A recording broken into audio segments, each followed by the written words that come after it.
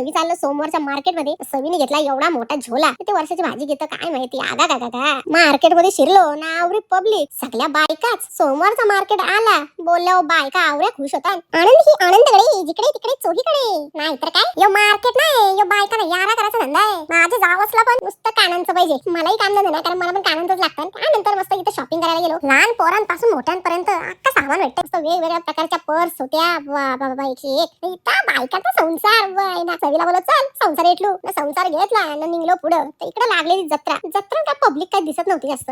सवीला बोललो आपल्या कामाचं इथं काही ना. चल मग काय इकडे तिकडे बावरच सुटलो पुरं भाजी घ्यायला. बाबा यो सीताफळ की काय सीताफळा. त्यानंतर गेलो कैरी घ्यायला. आवडी मोठी कैरी होती. कैरी बघली ना तोंडाला पाणी सुटला. त्याला बोललो आंबट गोड असेल तरच घेईन.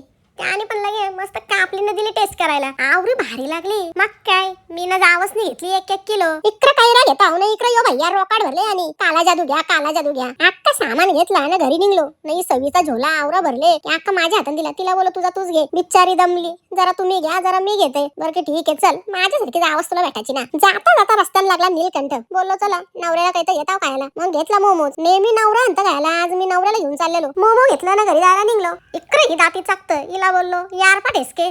त्यानंतर आलो घरी तर इकडं माझ्या नवऱ्याचं काय चाललंय काय माहित. त्यांना बोललो तो सगळा ठेवा बाजूला. तुमच्यासाठी काहीतरी आणले. आता काहीतरी आणले बोललो प्लेटिन काढेपर्यंत सुद्धा नवऱ्याला दमला. मग काय मी ना माझा हिरो खाता मोमो. भेटू आता नेक्स्ट व्लॉग मध्ये. बाय.